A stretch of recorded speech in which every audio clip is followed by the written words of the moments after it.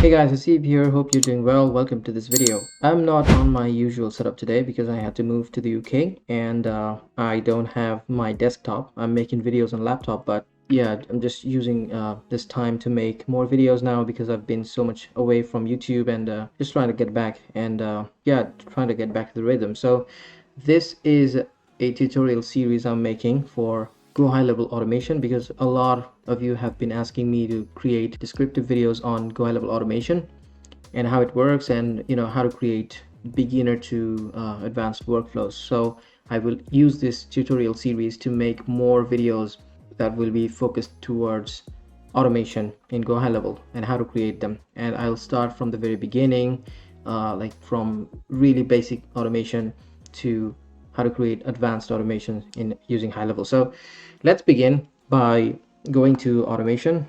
So I'm in a sub account right now as usual, and this is where the magic happens. So this video will be about introduction to GoHighLevel workflows. Workflows means automation really. So the workflows in GoHighLevel perform automated action based on an event that occurs. An event could be a form submission, an event could be an appointment booking, also it could be a survey submission, it could be a contact getting created inside the system, and by the system I mean a sub account, any kind of action. So based on these events, sorry, not action, based on these events you can create workflows that will perform automatic actions. So we are going to create a folder because I always like creating folders while working. So I'm gonna use this folder to keep all the workflows I'll be creating in this tutorial series, and this is the first video of that.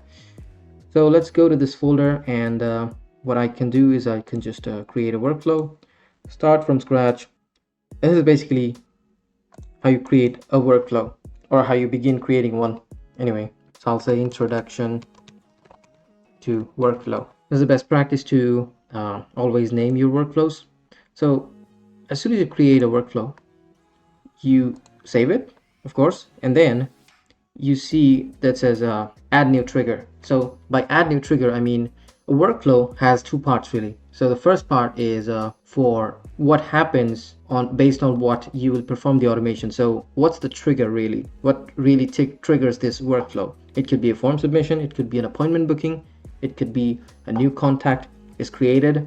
It also could be maybe someone's birthday, like one of your contacts' birthday. So it could be anything really. So if you click on it, you'll be able to see a bunch of triggers here, and we will go one by one, and maybe we will look into the most important ones out there. So that's basically a trigger. So let's select anything. Let's say form submitted. So form submitted, and that's the trigger. So whenever there's a form submitted in the system, or a form created inside this GoHighLevel sub account is submitted, this workflow will start working. So now what is the work that will be done? That we need to define by the second part of the workflow, that's called action.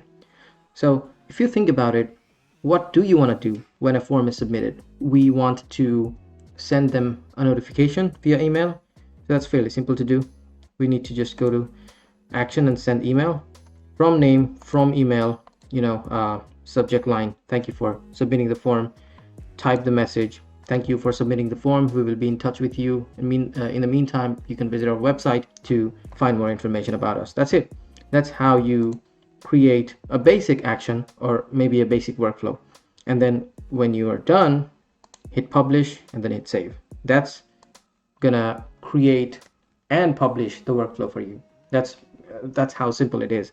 And this video is basically about just understanding how a workflow works, and this is for beginners really, not for those who have been using high level for a while. And I hope this video was helpful for beginners, and in the next videos we will go one by one into how to create basic workflows, to how to complicate things, or maybe how to create advanced, not really complicate things, but how to create advanced level workflows.